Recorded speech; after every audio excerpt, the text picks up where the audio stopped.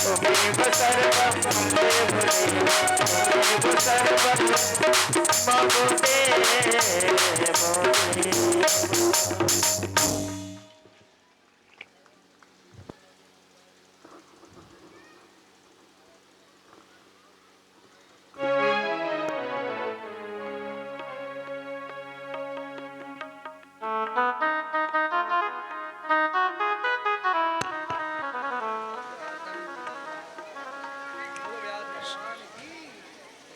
श्री राम।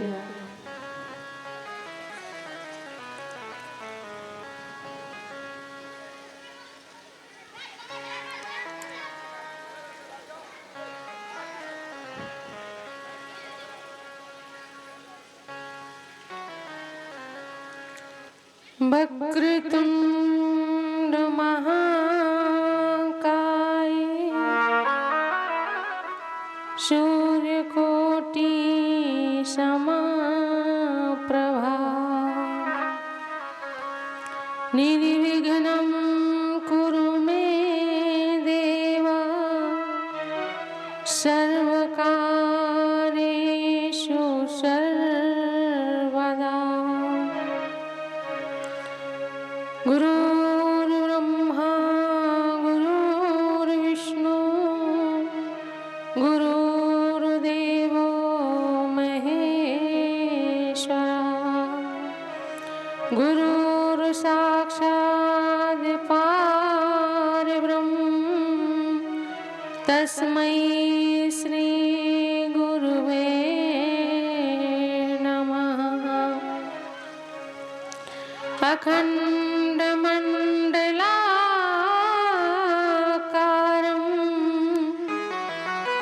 व्याप्तं येन चराचरं तत्पदं दर्शितं येन तस्मै श्री गुरुवे नमः। सच्चिदानन्दरूपाय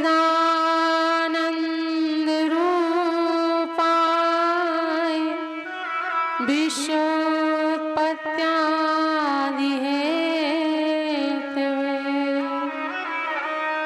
तापत्रय विनाशाय श्रीकृष्णाय वयं नमः।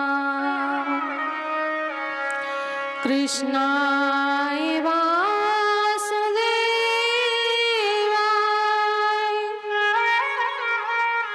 हरे परमात्मने प्रणतः क्लेशनाशाय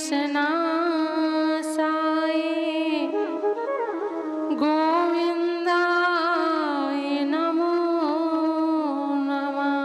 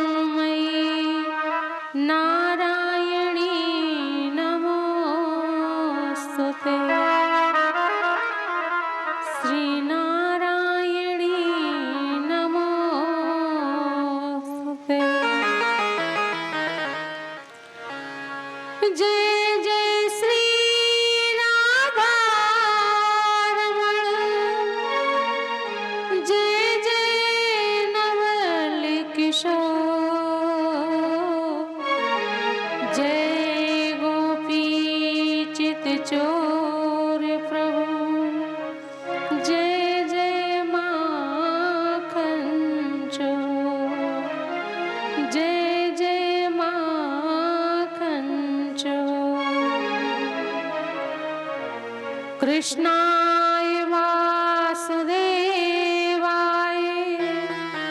हरे परमात्मने प्रणतः क्लेशनाशाय श्री गोविंदाय नमो नमः। बोलिए श्री सद्गुरुदेव भगवान की, श्री भागवत महापुराण की, श्री भोलेनाथ सरकार की, श्री राधा वल्लभ लाल की, श्री राधा रमन लाल की, श्री बांके बिहारी लाल की, श्री बरसाना धाम की, श्री वृंदावन धाम की। जय जय श्री राधे।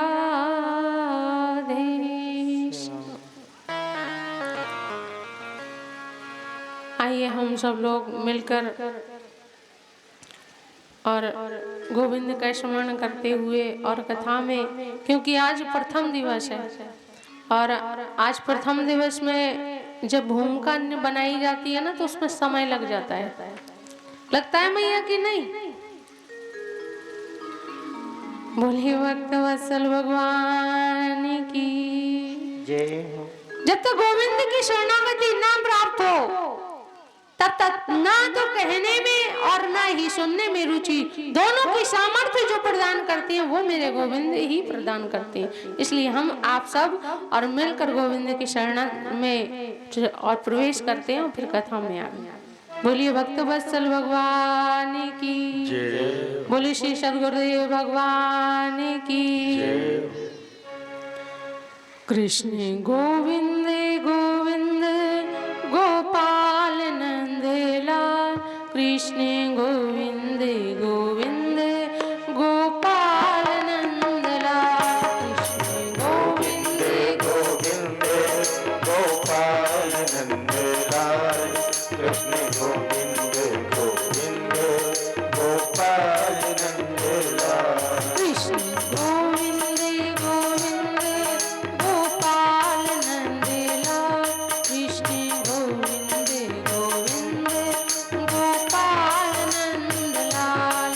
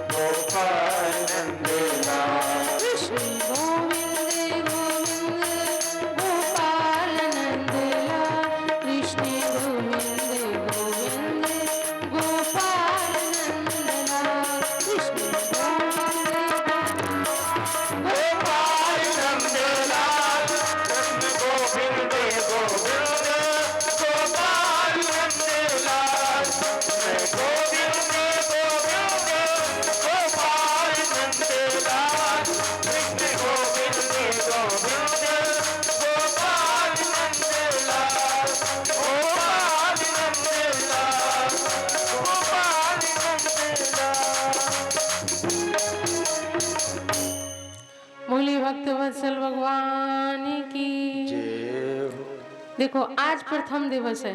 प्रथम दिवस का मतलब होता है महात्व का दिन। महात्व का अर्थात परिचय का विषय। परिचय जब तक हम किसी के बारे में जानेंगे नहीं तब तक हम उसको मानेंगे नहीं, मानेंगे ना? क्यों काका, मानोगे? नहीं मानोगे। क्यों? जैसे देखो आज तो जैसा जो भी है वो ठीक है, लेकिन कल से हम एक बच्चे पीछे या शोर शराबा पीछे बिल्कुल नहीं, सब आगे पीछे। एक भी जितने भी यहाँ पे बातचीत की, हम सैनीपुर में भी कहा था हमें दोबारा ना बुलाना, और यहाँ पे भी वही, ऐसा नहीं होना चाहिए। कल से इसका ध्यान रखेंगे सभी लोग। परिचय का विषय होता है अर्थात जैसे हमारे हाथ में अनमोल हीरा हो और हमें उसके बारे में ज्ञात ना हो तो हम उसको क्या समझेंगे? जैसे कि एक कांच का टुकड़ा हमारे लिए तो वो अर्थहीन है, अनमोल नहीं है। और यदि कोई जौहरी आकर ये कह दे ये अनमोल हीरा है, तब उसके बारे में जब हम जान जाएंगे तब क्या करेंगे? उसको छिपा लेंगे, प्राणों से भी अधिक छिपाएंगे कि नहीं? ऐसे ही है।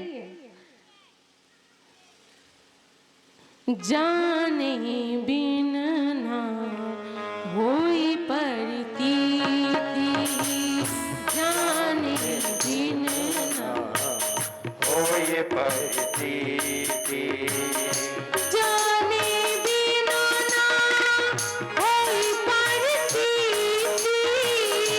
जाने बिन ना होए प्रतीति, बिन प्रतीति होई नहीं प्रीति, बिन प्रतीति होए नहीं जाने बिन ना हो प्रतीति, बिन प्रतीत होए नहीं प्रीति। जब तक जानेंगे नहीं तब तक श्रद्धा नहीं उपजेगी, और जब श्रद्धा ही नहीं किसी की, जैसे तुम्हारे यहाँ पर कोई अतिथि आए और उसके बारे में ये सुन ले अमुक अमुक है तो हमारी श्रद्धा बढ़ जाएगी, और हमें उसके बारे में कुछ भी ना मालूम हो तो फिर हाँ हाँ आए होंगे, ठीक है बिठा दो बिठा दो। ये आप खुद अपने जीवन में देख लिए, आपके यहाँ पर कोई चेयरमैन आ जाए, ये संसार की बात कर रहे हैं, आध्यात्मिक मत छोड़ो, वहां पहुंचो ही मत, संसार का विषय देख लो। कोई राजा आ जाए, कोई राजनेता आ जाए तो हमारी क्या स्थिति होती है? और ये तो हमारे गोविंद का दरबार है, और यहाँ पर आने के बाद भी यदि हमारे मन में संकोच है तो फिर हमसे बड़ा दुर्भाग्यशाली दूसरा जीव कोई है नहीं। क्यों? भोलेनाथ माता पार्वती से स्वयं कहते हैं, ओ मां कहाँ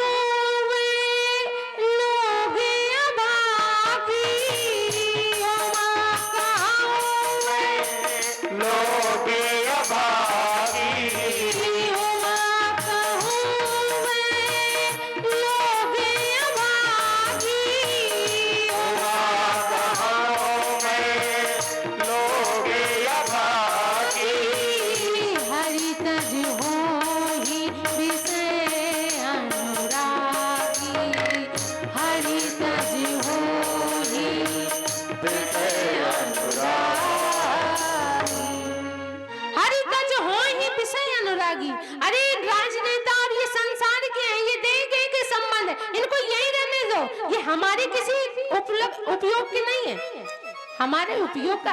अरे गोविंद ने, नारायण ने हमें ये मनुष्य शरीर दिया है, 84 लाख योनियों के बाद ये प्राप्त हुआ है। प्यारे यदि इस बार तुम चूक गए तो फिर 84 जाएंगे।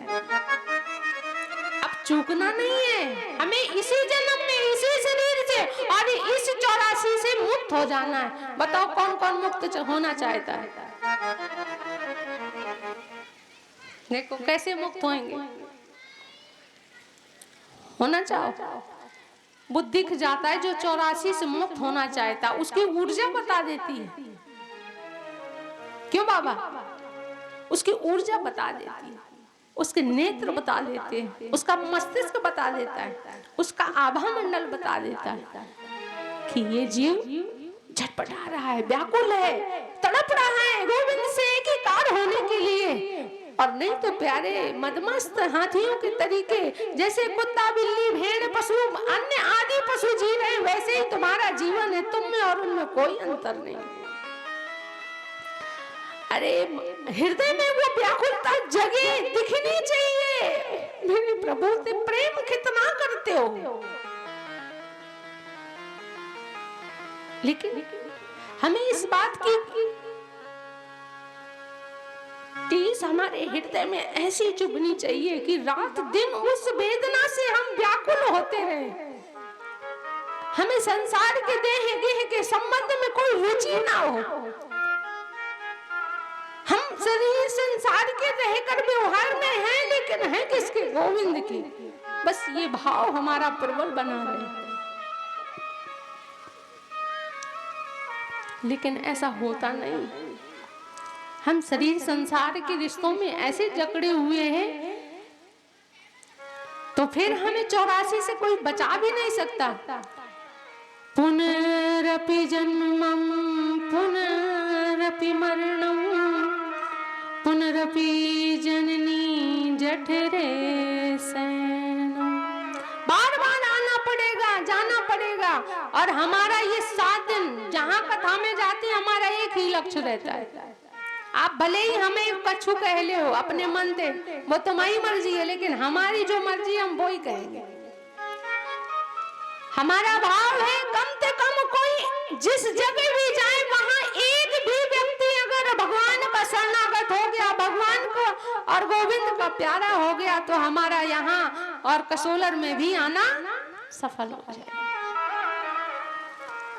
बस यही हमारी एक कि कोई तो कोई और गोविंद का प्यारा बने, कोई गोविंद की शरणागति स्वीकार करे, उस इस देह गेह के संबंध से ऊपर उठकर गोविंद को प्राप्त करे।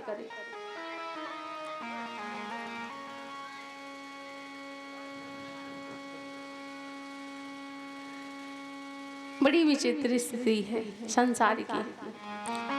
क्योंकि हमने क्योंकि यहाँ पर जो जन्म लेकर आया उसको जाना निश्चित है। बताओ, जब हम कीर्तन कराते हैं, आधे लोगों में से कुछ ही 2-4 लोगों ने संकीर्तन किया होगा, बाकी सबके हमने देखा किसी की जिह्वा, किसी की ओंठ, किसकी तालु, किस कुछ नहीं, नाम नहीं उच्चारण हो रहा था।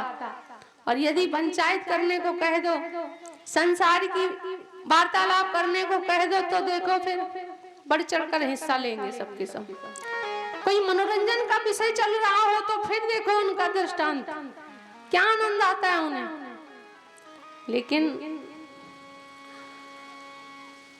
प्यारे, अभी सावधान हो जाओ, अभी समय है।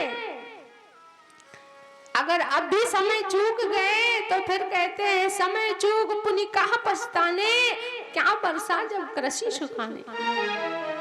इसलिए सावधान हो जाओ, तैयारी कर लो। कहाँ की? जहां जाना है। आप सब यहाँ पर अपने अपने बच्चों को, माता पिता जो भी हैं, वो केवल एक सीख देते हैं,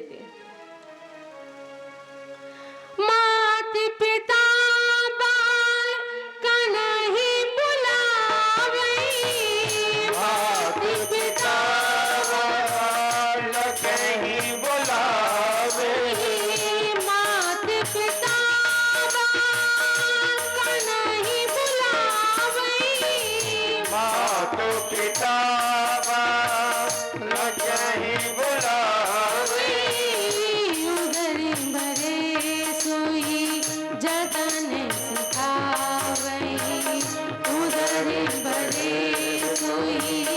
जतन करा। माता पिता अपनी संतान को केवल एक ही उद्देश्य दे रही है कि अपने सेल्फ डिपेंड हो जाओ, अर्थात अपने पैरों पे खड़े हो जाओ, पढ़ लिख कर कोई डॉक्टर बन जाए, कोई इंजीनियर बन जाए, आदि आदि। लेकिन क्या सत्य विचार करो, क्या कोई ये भी चाहता है कि हमारा बालक या हमारा लाली या हमारी लाला कोई साधु बन जाए, सन्यासी बन जाए? चाहता है? कैसे मुस्कुराई रही मैया, हाय हमें हमारे लाला को तुम साधु बना रही। देखो कोई चाहता नहीं, लेकिन हर माँ बाप को साधु सन्यासी बनाने की बात नहीं कर रहे हम। हर माँ बाप का फर्ज है अपनी संतान में और संस्कार डालने की। जैसे यहाँ के लिए उपलब्ध उपयोगी जो वस्तुएं, उनके साथ साथ हमें वहां जाने की भी तैयारी करते रहना चाहिए, क्योंकि जब वहां जाने का नंबर आएगा, बताओ आप सबने कितनी तैयारी की है? की है? नहीं की? ऐसे ही जब यमराज पूछेंगे तब फिर देखना प्यारे।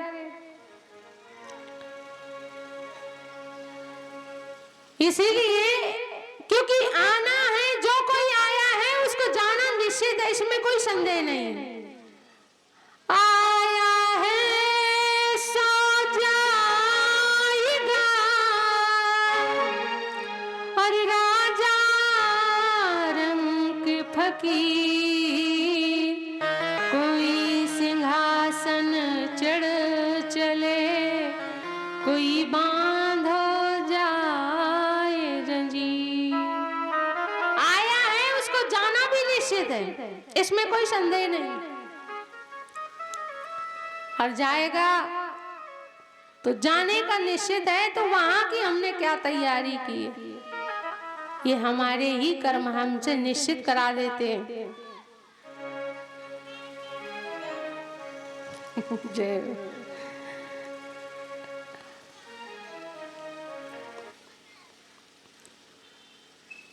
कृष्ण गोविंद गोविंद गोपाल नंदलाल, कृष्ण गोविंद गोविंद गोपाल नंदलाल, कृष्ण गोविंद गोविंद गोपाल नंदलाल, कृष्ण गोविंद गोविंद गोपाल नंदलाल, गोपाल नंदलाल, नंदलाल गोपाल, गोपाल नंदलाल, नंदलाल गोपाल, गोपाल नंदलाल, नंदलाल गोपाल, गोपाल नंदलाल, नंदलाल गोपाल, कृष्ण गोविंद गोविंद गोपाल नंदलाल, कृष्ण गोविंद गोविंद गोपाल नंदलाल, कृष्ण गोविंद गोविंद गोपाल नंदलाल, कृष्ण गोविंद गोविंद गोपाल नंदलाल, गोपाल नंदलाल, गोपाल। बोलिए भक्त वत्सल भगवान की। तो ज्यादा समय न लेते हुए और कथा में प्रवेश करते हैं। ये जो पीछे शोर हो रहा है, कल ना हो तो ज्यादा आनंद आएगा हमें कहने में।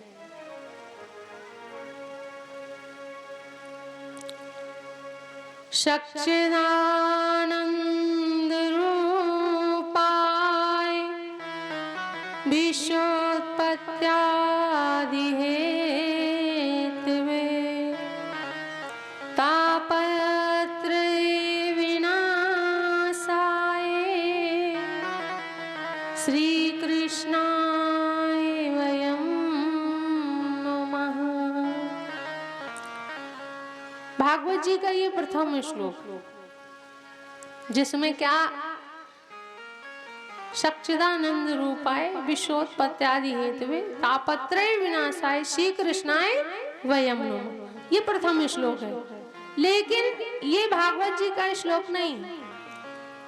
भागवत जी में जो प्रथम आता है महात्मा, वो आता है और विश्राम जब होता है तब स्कंद पुराण से। इन दोनों से पद्म पुराण का और स्कंद पुराण का ही महात्मा है। दोनों ही देखो, दोनों पुराणों ने भागवत जी की महिमा गाई है।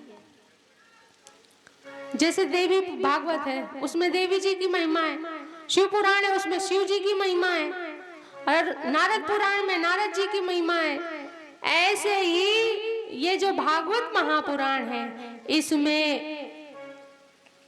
उस परब्रह्म परमेश्वर का और किसी देवी देवता का निहित करके, और लेकिन इसमें पद्म पुराण में, स्कंद पुराण में और ब्रह्म वैवर्त पुराण में इनका और महात्मा का वर्णन किया गया है।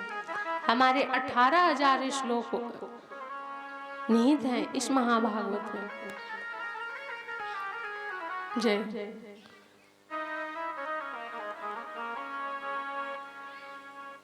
भागवत महापुराण में 18,000 श्लोक वर्णित हैं और इसकी महिमा 2 पुराणों में गाई हुई है। और महिमा कैसी है? सच्चिदानंद, अर्थात पहले ही श्लोक में लिखा है सत चित और आनंद, सच्चिदानंद। सत अर्थात सत का क्या अर्थ है?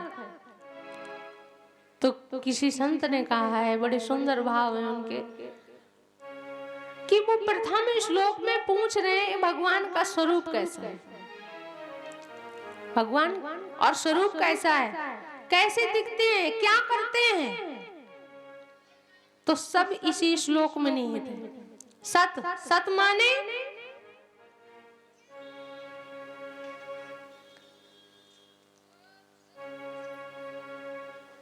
सत, जो किसी भी काल परिस्थिति में और जिसका विनाश ना हो वो है सत। क्या हम आप सत हैं?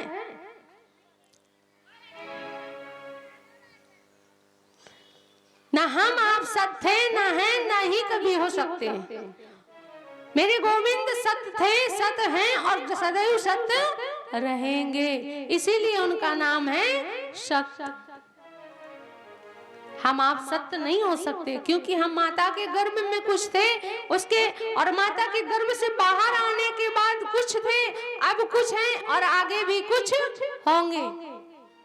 लेकिन गोपाल सदैव सत्य था, सदैव सत्य है और सदैव सत्य रहेगा।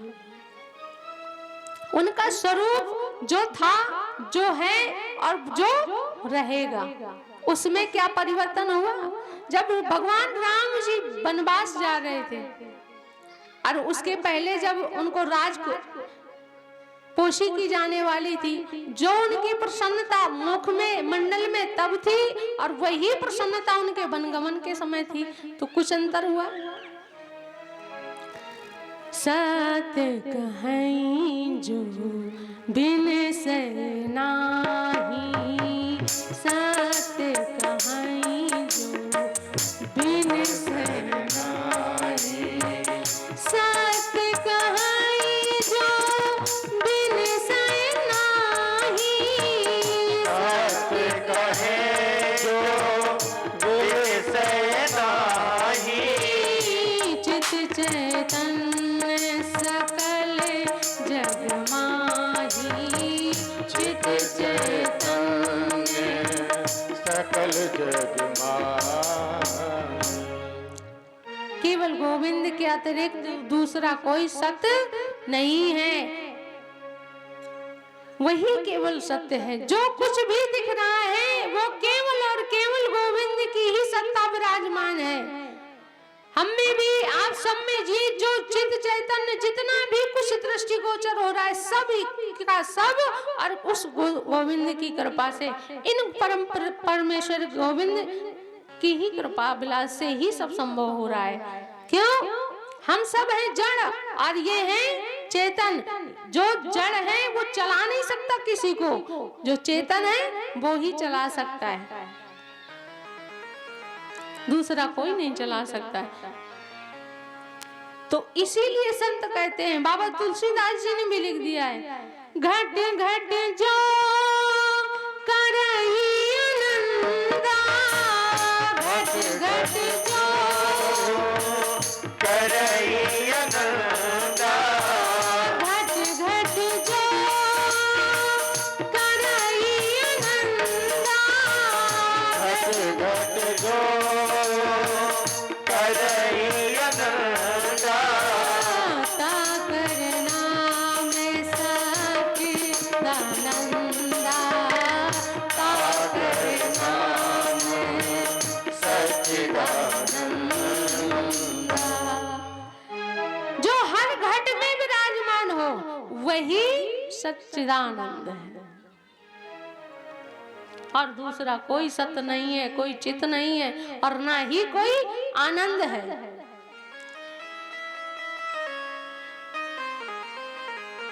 अरे ये जितने भी विकल्प हैं ये हमारे अपने शांता सुखाय के लिए हमने अपने अपने विकल्प चुन लिए,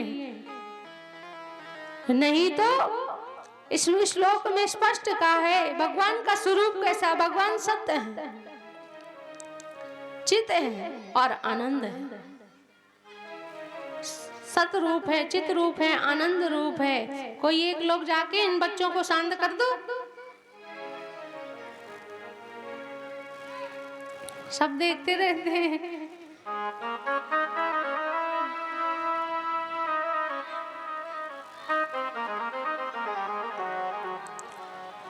और दूसरा कोई नहीं हो सकता। और फिर भगवान करते क्या हैं?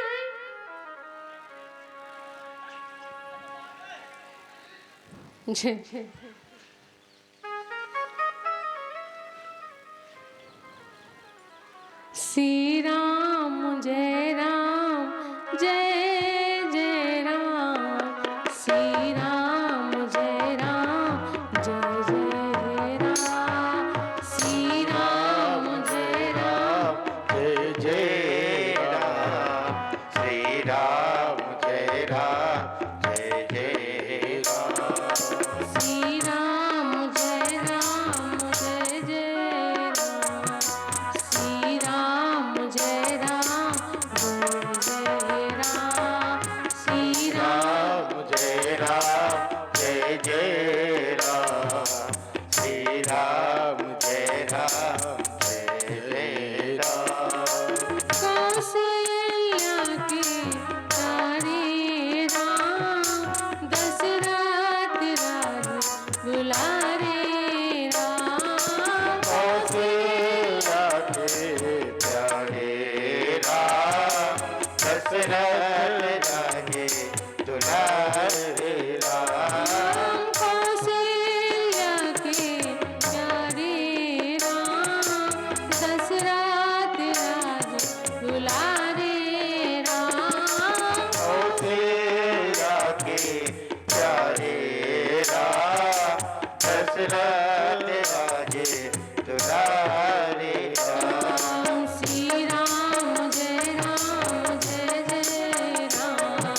श्री राम जय राम जय जय राम, श्री राम जय राम जय जय राम, श्री राम जय राम जय जय राम, श्री राम जय राम जय जय राम, श्री राम जय राम जय जय राम, श्री राम जय राम जय जय राम, श्री राम जय राम जय जय राम, श्री राम जय राम जय जय राम, श्री राम जय राम जय जय राम, श्री राम जय राम जय जय राम, श्री राम जय राम जय जय राम।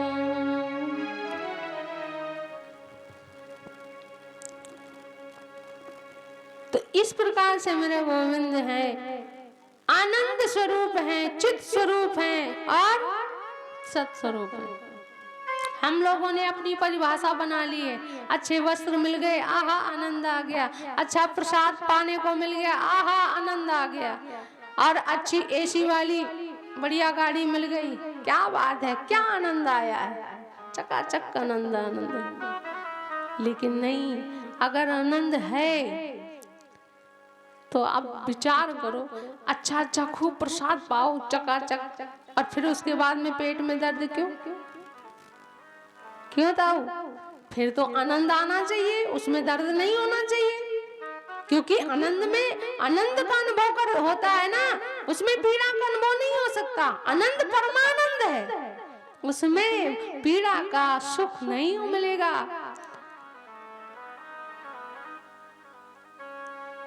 लेकिन हम लोगों ने उसको बना लिया है, इसमें आनंद आ गया। नहीं, ये सुख हो सकता है, उससे हमें कुछ क्षणिक संतुष्टि मिल सकती है, सुख प्राप्त हो सकता है, आनंद नहीं मिल सकता। और जहां सुख है वहां दुख भी निहित है, क्योंकि दोनों जोड़े बने हैं। सुख है तो दुख भी है, और धूप है तो छांव भी है। एक सिक्के के दो पहलू, दोनों का जोड़ा। जैसे स्त्री और पुरुष, दिन और रात, सूर्य और चांद, इन सब बनाया हुआ है, ठाकुर जी की सृष्टि है ये। किसी से पूछ लो, भैया तुम इतने सुखी हो, बड़ा आनंद आ रहा है, तो क्या अपना सीना चौड़ा करेगा, भैया मैंने किया तो मैं भोग रहा हूँ। करता है कि नहीं करता? क्यों था? लेकिन दुखी हो से पूछ दो, प्यारे क्यों दुखी हो, तो क्या कहेगा? सब ठाकुर जी की मर्जी है।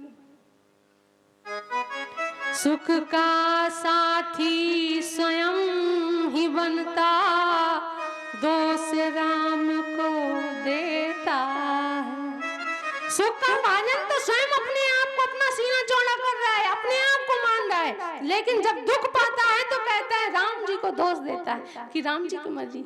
अरे पहले पीछे देख, तेरे कर्म कैसे थे, दुख तेरे पास है तो कैसे तेरा प्रारब्ध है, तूने कैसे कर्म किए जिसके कारण तुझे दुख प्राप्त हुआ है। ठाकुर जी दुख नहीं देते, क्यों?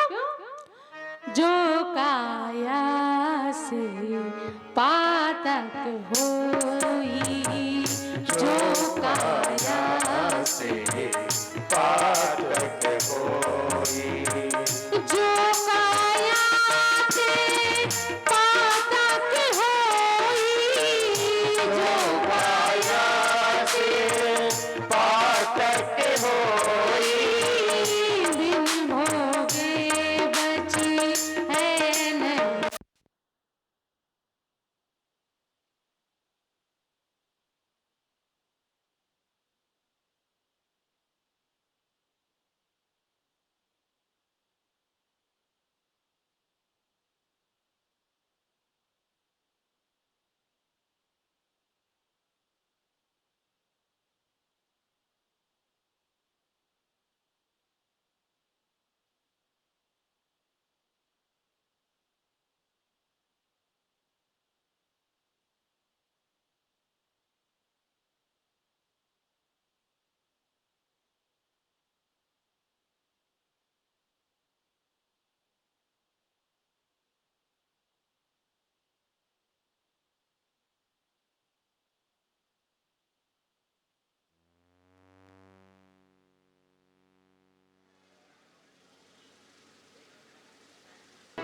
राधा रमन लाल की।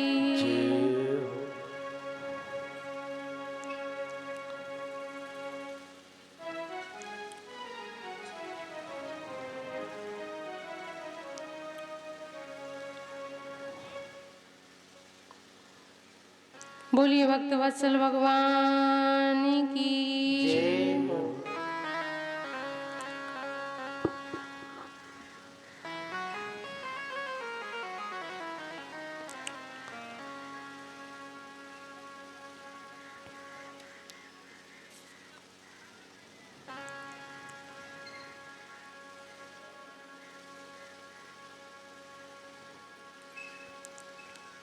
नहीं परवाह जमाने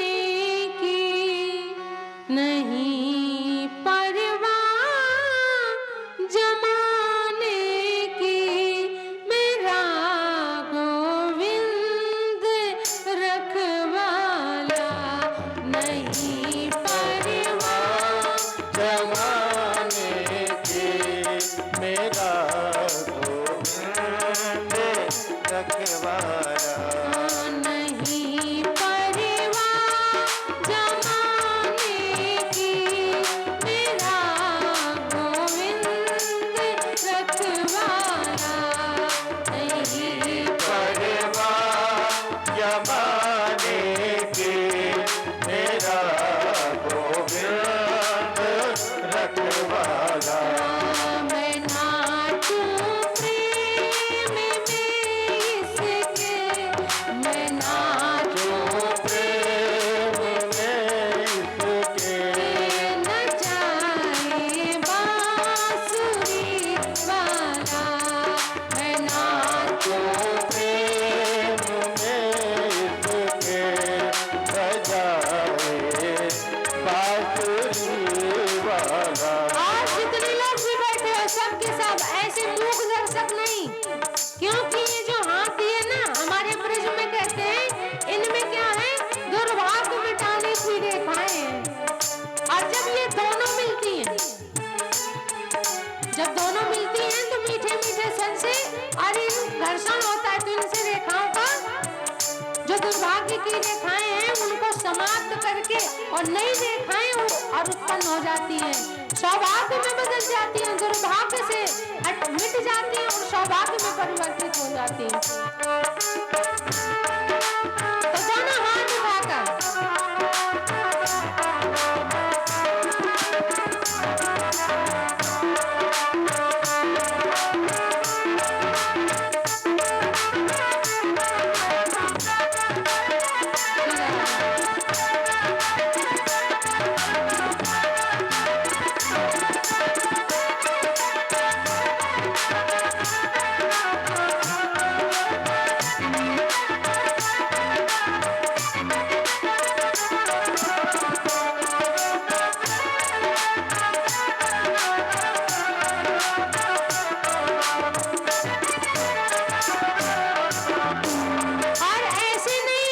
हमारे ब्रज में कहते हैं भैया, बड़े प्यार से कहते हैं,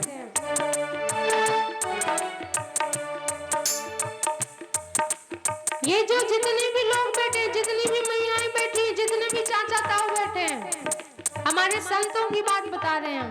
कहते हैं कि जिन्होंने पहले से तैयारी कर रखी है, वहां पर वीजा ले रखा है, जिन्होंने रिजर्वेशन करा दिया है, वो तो निश्चिंत होकर बैठे हैं। हमें ताली और हमें कीर्तन करने से कछु मतलब है ना, क्यों हमारा तो पहले से ही रिजर्वेशन होएगा, हम तो सीधे ही टिकट बुक कर ली, हम तो सीधे ही पहुंच जाएंगे, तो वो नहीं करेंगे। और हम आप सब लोग लाइन में लगे हैं क्यों बाबा, तो हमें तो करनी पड़ेगी ना, करनी पड़ेगी कि नहीं? तो फिर दोनों हाथ उठाओ प्यार से, मैं नाचूं प्रेम में इसके, मैं नाचूं प्रेम में इसके, नचाए बांसुरी वाला। मैं नाचूं प्रेम में इसके, नचाए बांसुरी वाला। नहीं परवाह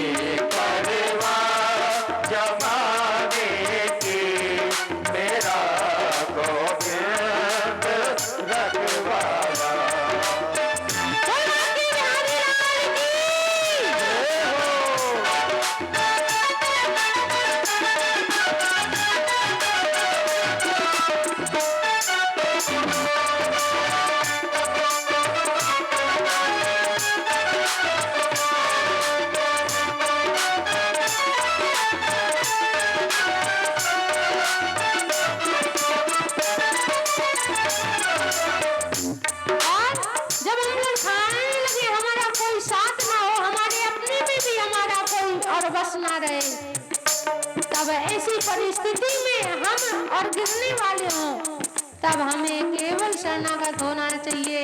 और कैसे?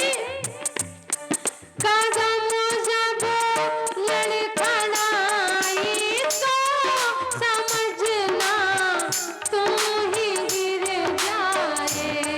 कदम जब लड़खड़ाए तो समझना तुम गिर जाए। नहीं सुध है संभलने की, नहीं सुध है संभलने की, संभाले बांसुरी वाला नहीं परवाह जमाने की। तेरा गोविंद रखवाला नहीं परवाह जमाने की। मेरा गोविंद रखवाला, मेरा गोविंद रखवाला, मेरा गोविंद रखवाला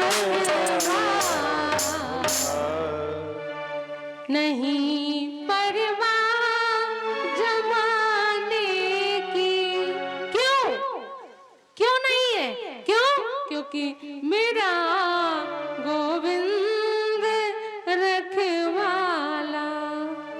मैं नाचूं प्रेम में इसके, नचाए बांसुरी वाला।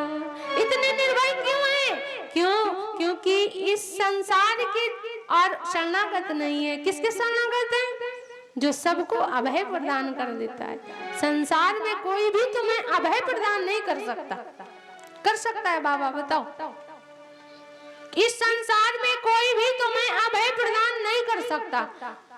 अब सत्ता मानो अधिकारियों को ले लो, वो उतनी अपनी जितनी उसकी सामर्थ्य उतना ही तुम्हारा रक्षण करेगा। लेकिन मेरे गोविंद तो आपके समर्थ और योगक्षेम का वाहन स्वयं करते हैं।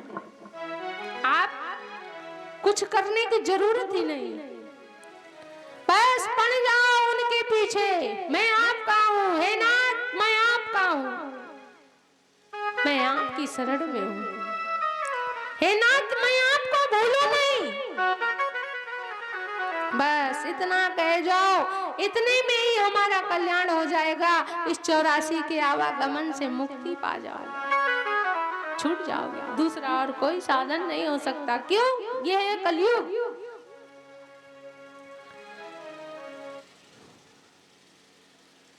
तो भगवान का स्वरूप तो बता दिया, फिर भगवान करते क्या है? तो बोले 3 ही काम है। कौन? कहते हैं पहले ही सृष्टि का पालन उत्पन्न करते हैं और फिर उसका पालन करते हैं और फिर उसको संहार कर देते हैं। तापत्रे विनाशाय, उसी श्लोक का अर्थ है। आप पहले पालन करते हैं, सृजन करते हैं, फिर पालन करते हैं, फिर संहार करते हैं उसको। तो इसीलिए कहिया दैहिक दैविक भौतिक तापा, दैहिक दैविक भौतिक तापा, दैहिक दैविक भौतिक तापा, दैहिक दैविक भौतिक तापा। राम राज नहीं काहुई जापा, राम राज का हो नहीं गा।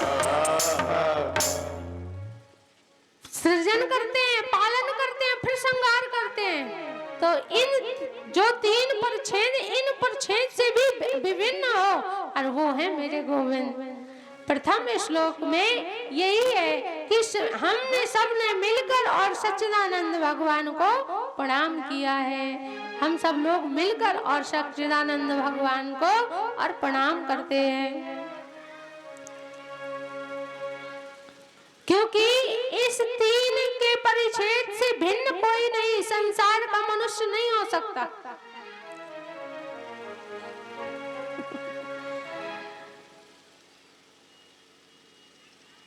हमें आनंद सत्य बताएं, हमें इसलिए नहीं आता कहने में क्योंकि हमें बिल्कुल वातावरण शांत वाला चाहिए और हमें आनंद नहीं आता और हमें नहीं लगता कि क्षेत्र में आएगा भी। सबकी राधे राधे।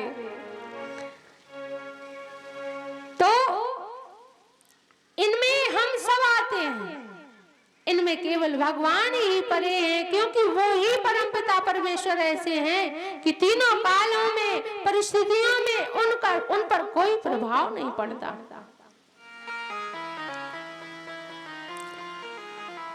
और जो इनसे परे हो वो ही परमपिता परमेश्वर है, उसके अतिरिक्त दूसरा कोई नहीं।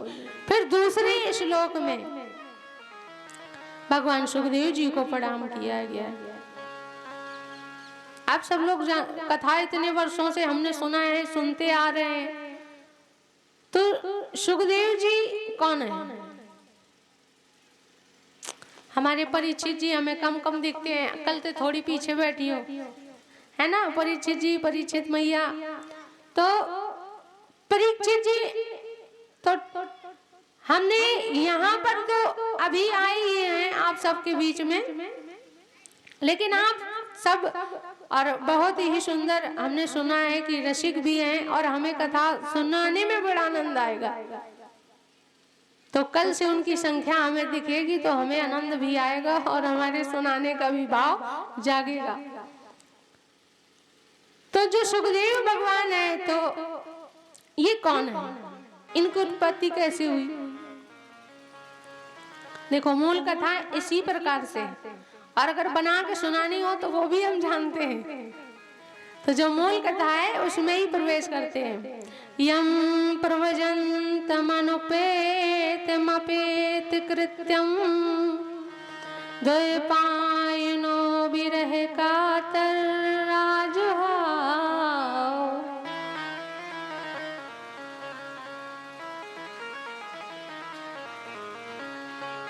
दूसरे श्लोक में भगवान सुखदेव जी को और प्रणाम किया गया है। सुखदेव कौन है? एक बड़ी सी सुंदर सी कथा है। श्री राधे।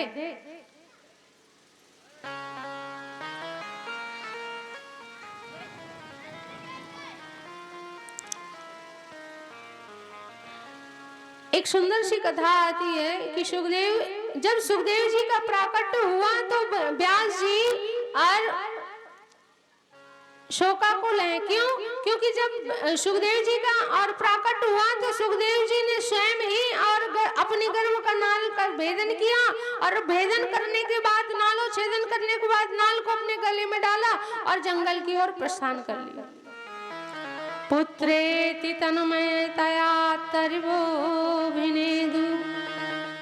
हे पुत्र कहाँ जा रहे हो, कहाँ जा रहे हो? रुको, रुक जाओ। कौन कह रहा है? ये व्यास जी पूछ रहे हैं और सुखदेव जी ने घर छोड़ दिया। तो ये सोचने का विषय है ना कि कोई बालक जब जन्म लेता है, जन्म लेते ही और क्या वो जंगल की ओर प्रस्थान कर लेगा? प्रसव के बाद में जब बालक शिशु कोई जन्म लेता है तो क्या वो तो गर्भावस्था से बाहर आते ही और जंगल चला जाएगा? नहीं जाएगा ना। तो क्यों नहीं जाएगा? क्योंकि 12 वर्ष तक मैया के गर्भ में रहे थे और उसके बाद में उन्होंने और अपना प्राकट्य किया था। इस कारण से और वो जंगल की ओर प्रस्थान किए थे। क्यों? तो बोले कि ये पूर्व समय के अच्छा समय हो गया पंडित जी।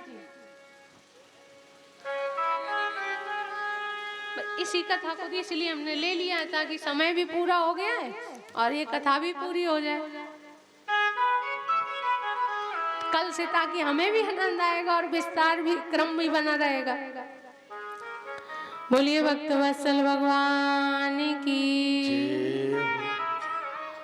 तो एक बार भोलेनाथ माता पार्वती और कैलाश पर्वत पे थे। भोलेनाथ समाधिस्थ थे और मैया पार्वती सेवा में थी। तभी वहां पे नारद जी आए और नारद जी ने कहा कि मैया तुम भोले बाबा ते खूब प्रेम करो और भोलेनाथ आपते उतना ही प्रेम करे हैं कि नहीं? तो बोले कि ये कैसी बात, ये तो बाबा हम ते उतना ही प्रेम करे जितना हम बाबा ते करें। बोले ना। बोले क्यों?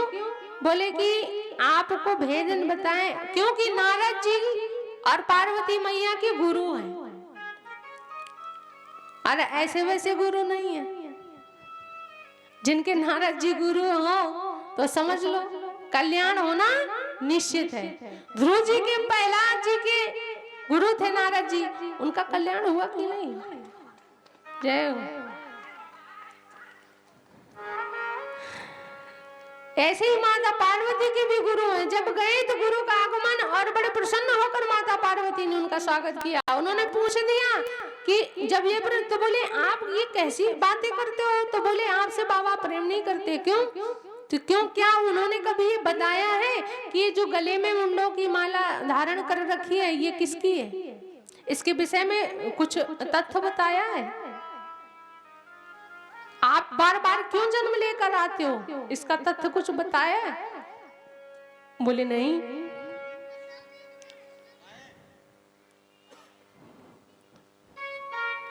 तो उन्होंने कहा कि नहीं। उसके बाद में नारद जी वहां से और अंतर्ध्यान हो गए। भोलेनाथ की जब समाधि भंग हुई तो मैया पार्वती थोड़ा सा उदास दिखी। भोलेनाथ ने पूछा कि देवी क्या बात है? उन्होंने कहा कुछ नहीं, आपसे मैं एक बात पूछना चाहूं कि जितना मैं प्रेम आपसे करूं क्या आप भी उतना ही प्रेम मुझसे करें? बोले ये भी कोई बात पूछने वाली है? तब समझ गए भोलेनाथ। बोले कोई आया था क्या? बोले हाँ। कौन? बोले नारद। समझ गए कि अब कुछ भी छिपाना और कहना। तब उन्होंने कहा ठीक है। तो बोले अगर ये बात सत्य है तो बताओ। और यहाँ ये भी कह गए ये बता दे तो समझ लेना, और मेरे ख्याल से बताएंगे नहीं। तो जैसे ही मैया पार्वती ने पूछा ये मुंडों की माल किसकी है, तो बोले हे देवी और इस विषय में मत पूछो। तो कहा मेरे गुरुदेव सही कह रहे थे कि वो बताने से मना करेंगे। बात सच, आप मोते कपट करो, आप मोते सच्चो प्रेम ना करो। उन्होंने कही न, अब अगर देवी अगर ऐसी बात है तो फिर ये सोचो ये जो मस्तक में मैंने और त्रिपुंड धारण कर रखा है, मेरे अंग में जितनी भी भस्म लग गई है ये भस्म किसकी है? मैं भस्म धारण करता हूँ, ये भस्म किसकी है? तो बोले जो दिन रात भगवान नाम में ही अपना जीवन खपाते हैं, भगवान के ही चरणों में और अपना जीवन लगा देते हैं और रात दिन जिह्वा से उनके राम राम राम राम राम राम राम नाम निकलता रहता है, ऐसे भगवत भक्तों की और चिता की भस्म में अपने पूरे अंग सर्वांग में धारण करता हूं। और जो मेरे गले में मुंडों की माल देख रही हो ना, ये उन भक्तों की है जो भगवान के परम भक्त हैं। उनको मैं अपने से अलग नहीं करता, विलग नहीं करता। और हे देवी इनमें से कई मुंड तो आपके भी हैं। वे बात सुनी तो बोले कि मैं जन्म लूं और आप जन्म नहीं लो, आपका शरीर पूरा नहीं होता, मेरा ही क्यों होता है? तो बोले मैंने और राम रस पी रखा है, राम नाम की मैंने अमर कथा पान कर रखी है। तो ये अमर कथा है क्या? तो आज कह रहे राम कथा सुंदर करतारी, राम कथा सुंदर करतारी, राम कथा सुंदर करतारी, राम कथा दर करतारी, संशय विहग उड़ावन हारी, संशय विहग उड़ावन हारी, संशय विहग उड़ावन हारी अर्थात जितने भी हमारी शंकाएं इन सब का विनाश कर देती, समाधान हो जाता है। और जब तक, क्योंकि राम कथा ये पात्रता प्रदान करती है। हमारी एक बात ध्यान से समझ लेना, अगर जिसके जीवन में राम का अभिनय नहीं आया, राम कथा समझ में नहीं आई, राम क्योंकि पात्रता प्रदान करता है, और जब तक पात्रता नहीं होगी तब तक कृष्ण कथा अमृत है, और उस पात्रता में अमृत नहीं आ सकता। कृष्ण कथा तुम्हें समझ में नहीं आ सकती। पहले राम को समझो, तब कृष्ण समझ में आएगा। जब राम समझ में नहीं आए तो कृष्ण को समझ पाना संभव नहीं है।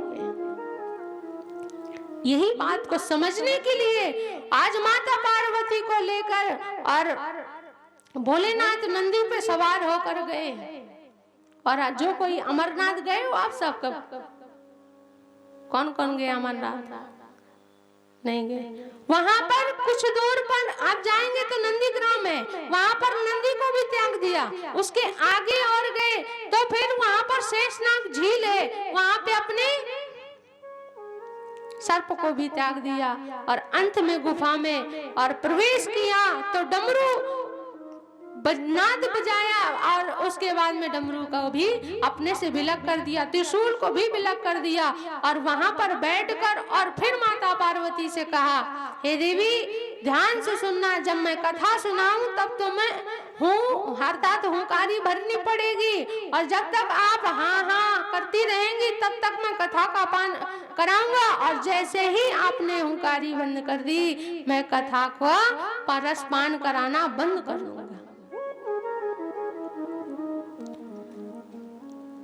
तो यहाँ पर माता पार्वती कथा और सुनने के लिए आए हैं, और तभी वहां पर एक गोलोक से जो ये सुख है, यहाँ पे अंडज के रूप में, किसी तोता या मैना के अंडे के रूप में नहीं आए, किसी के गर्भ में प्रवेश नहीं किया, स्वतः ही और एक अंडज के रूप में प्रकट हो गए।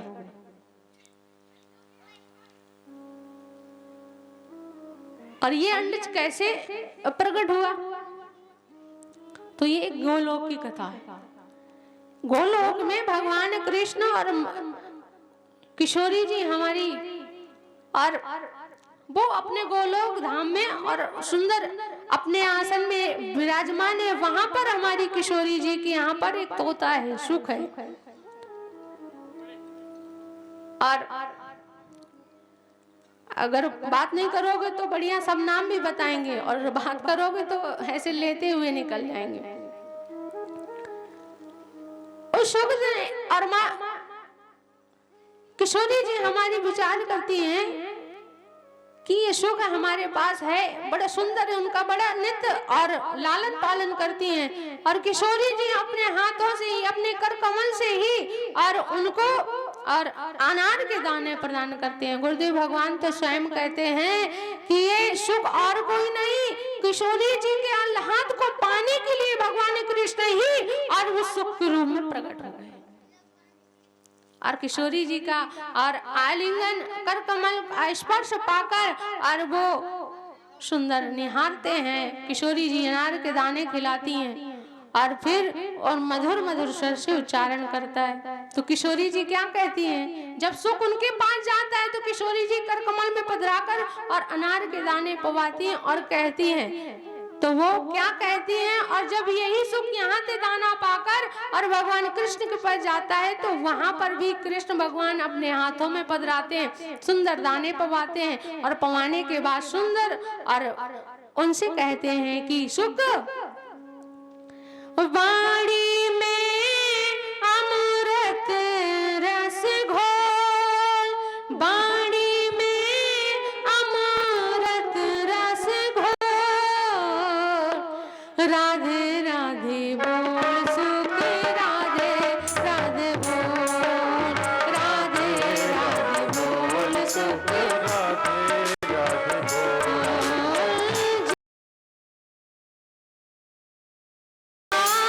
बोल, जीवन तेरा अनमोल, राधे राधे बोल सुख राधे राधे बोल, राधे राधे बोल सुख राधे राधे बोल, कृष्णा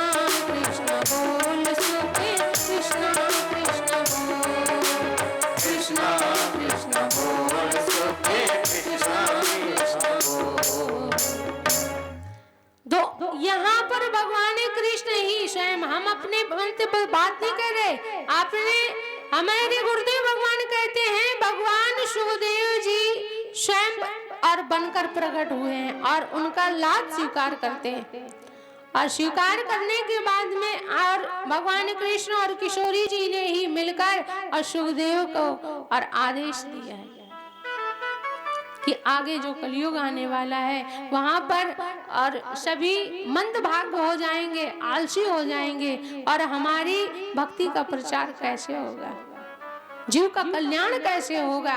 जिस कारण से और जीव के कल्याण के लिए ही और वहां पर सुखदेव भगवान के रूप में प्रकट हुए और वही किशोरी जी ने और कहा कि आपको धराधाम में जाना पड़ेगा और वही सुख ही यहाँ पर अंडज के रूप में प्रकट हो गए और प्रकट होने के बाद में जैसे जब तक और माँ पार्वती ने कथा सुनी तब तक आगे से माता पार्वती हूँ करती हैं, पीछे से वो अंडज रूपी वो सुख हैं वो भी हूँ करके और पूरी कथा का पान कर लिया।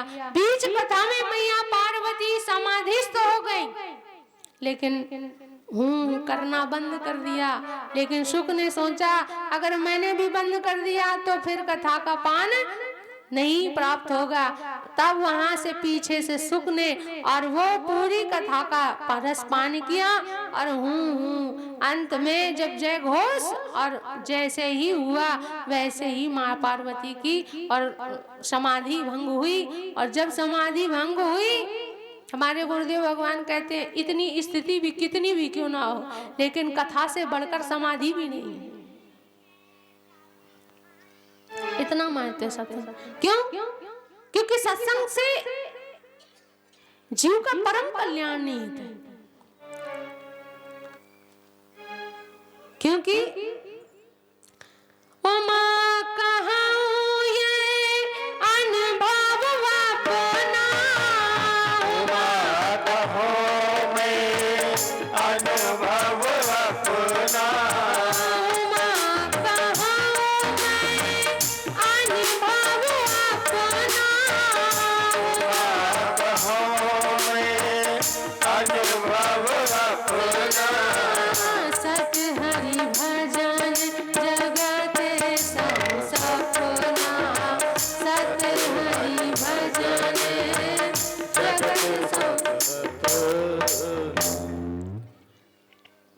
जगत सब सपना है कि केवल भगवान ही सत्य है।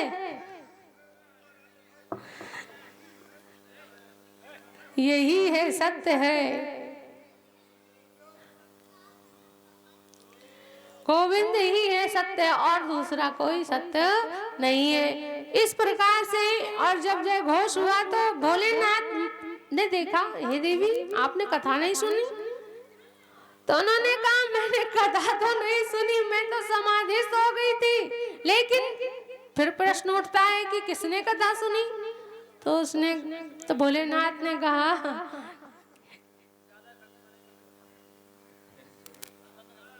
जय हो तुम्हारी सबकी बलियार बलियार जय हो।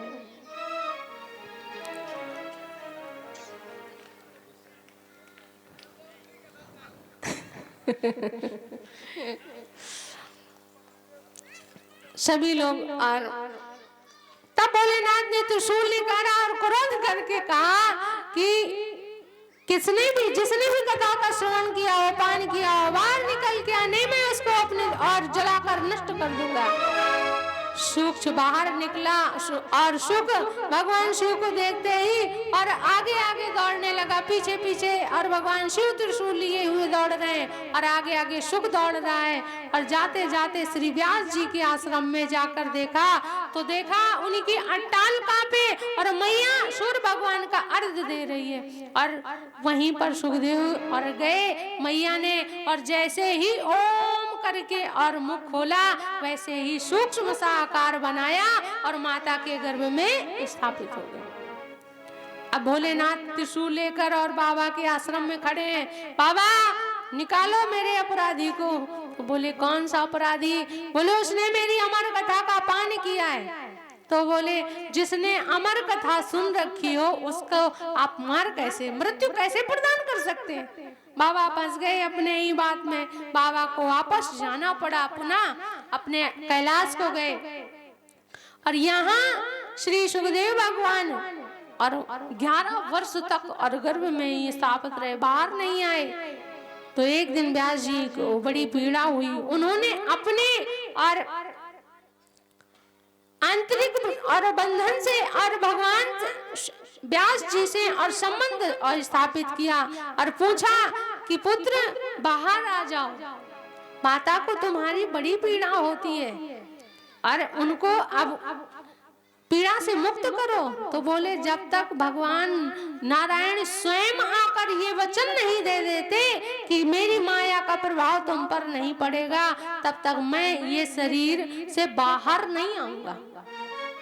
सभी देवी देवता आए, आशीष देकर चले गए। उन्होंने कहा नहीं, आप सब आओ और जाओ, लेकिन जब तक भगवान नारायण स्वयं प्रकट होकर नहीं कहेंगे।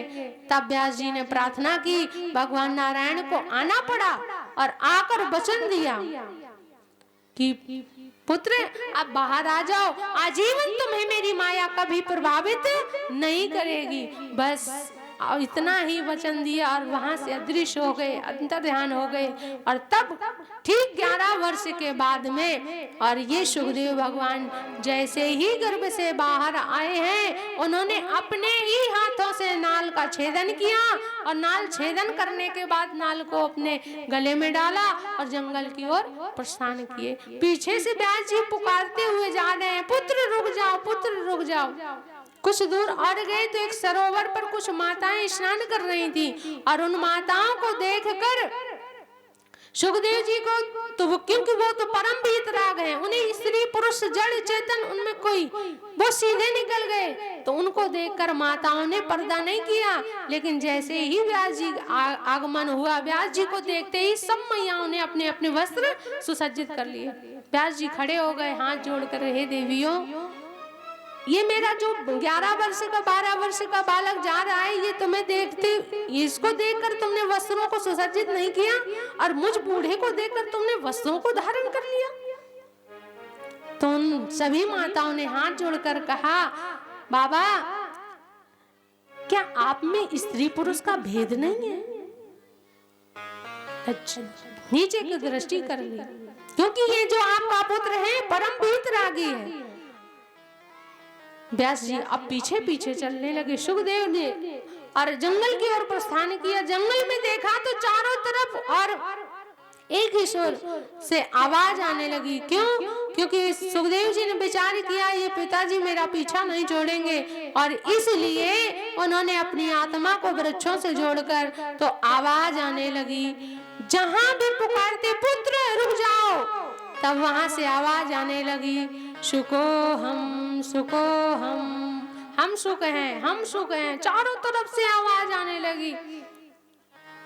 तब व्यास जी समझ गए कि ये तो परम वीतरागी है, ये तो और समाज का और जग का कल्याण करने के लिए, राष्ट्र का हित करने के लिए आया है, और मैं इसको अपने और पुत्र मानकर मोह में पड़ा हूं और वापस पुनः अपनी कुटिया आए हैं। फिर इन्हीं व्यास जी ने ही अपने शिष्य सूत जी और सौनक जी को और एक एक श्लोक का कंठस्थ कराया, और वही श्लोक को गा गा कर जब ये जंगल में और नाचते हैं सूत जी और सौनक जी, और जब वो श्लोक और सुखदेव जी के कान में पड़ता है तो द्रवित हो जाते हैं, रोने लगते हैं और दौड़ कर आते हैं, हाथ जोड़कर कहते हैं कि ये श्लोक इतना सुंदर गोविंद का कहाँ से प्राप्त हुआ और मुझे भी ले चलो। तो उन्होंने कहा कि देखो ये हमें व्यास जी के द्वारा प्राप्त हुआ है। तो जो पहले पुत्र बनकर स्वीकार नहीं था, आज ये स्वयं सुखदेव जी गए हैं और अपने पिता और व्यास जी को गुरु बनाकर और शिष्य बनकर वहां पर, तो ये भागवत जी वहीं पर इन्होंने और प्राप्त की। तो दूसरे श्लोक में सुखदेव जी भगवान को प्रणाम किया गया है। कल की कथा और नियम से होगी, लेकिन ये व्यवस्था कल नहीं होनी चाहिए जो आज है ना। तो दोनों हाथ उठाकर बोल बांके बिहारी लाल की। हम हाथ उठा कर कहते हैं हम हो गए राधा रानी के।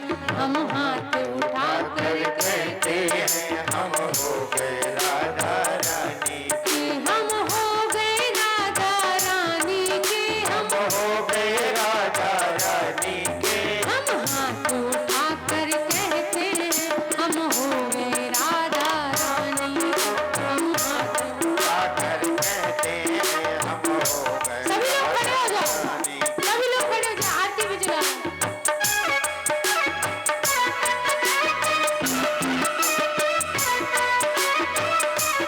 सब लोग ठाकुर जी से प्रेम करते हो कि नहीं करते हो? करते हो?